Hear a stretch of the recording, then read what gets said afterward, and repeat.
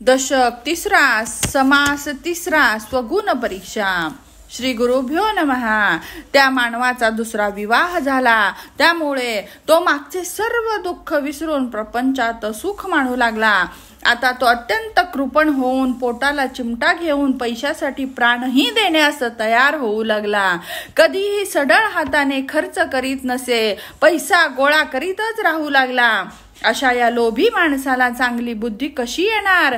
तो स्वतः दान धर्म तर करीतच नाही, इतकेच नव्हे तर जे दान देतात त्यांच्याही आड तो सदैव साधू निंदा करण्यात तत्पर असे. या कवडी चुंबकाला तीर्थ माहीत नाही की व्रत माहीत नाही, तो अतिथी अभ्यागत जाणत नाही. मुंग्याच्या तोंडातील कण सुद्धा हिसकावून घेऊन संग्रह करतो.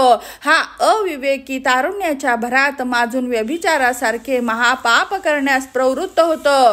परस्त्रीचा संग करण्यास उद्युक्त होऊन चावडी दंड भरण्यास भाग पडले तरीही भानावर येत नाही.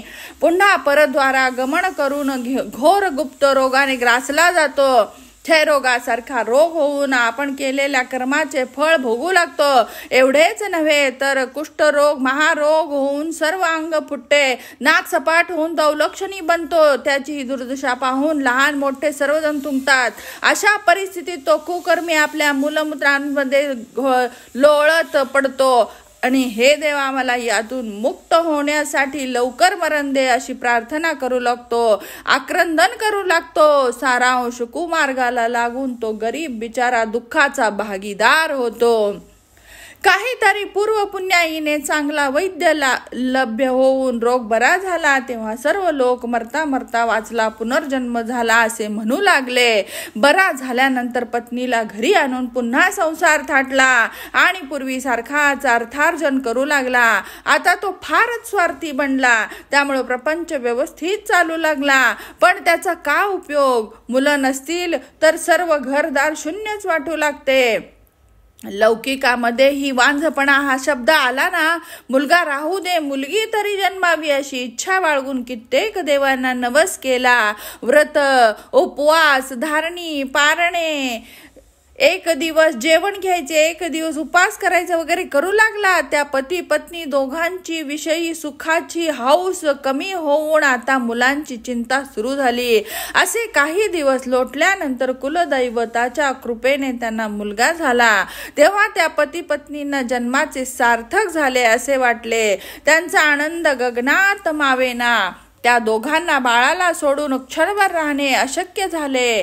बाळाला थोडे फार काही झाले तरी ते मोठमोठ्याने रडत असत. योगायोग काय सांगावा. त्यांना ज्याची भीती होती तेच झालं. बाळ दगावलं. पण काय, मग काय, त्यांच्या आक्रोशाला पारावरच राहिला नाही. ते देवाला, हे देवा, आम्हाला विनाकारण जिवंत का ठेवलेस? हा पैसा अडका घरदार घेऊन काय करायचं? हे सर्व जाऊन बाळ वाचवायला हवे होते असे म्हणू लागले. कालांतराने त्यांचे दुःख कमी झाले. मातेने पुन्हा, हे कुलस्वामिनी, लवकरच मला पुन्हा मुलाचे मुखावलोकन करू दे. मी अग्निकुंडातून तुझ्याकडे चालत येऊन तुझ्या नावावर भुत्या सोडेन. त्याला दगडू केरसुनी असं नाव ठेवेन. नाकात दोरा घालेन. असे साकडे घातले आणि परोपरीने विनवले व मुलांसाठी सापडेल तितके विंचू गिळते प्राप्त असलेले सर्व वैभव विसरून ते मुलासाठी वायुचक्राप्रमाणे परिभ्रमण करू लागले. अशी त्यांची अवस्था झाल्यावर कुलदेव देवीने कृपा करून मुलांच्या प्राप्तीचा अनुग्रह केला.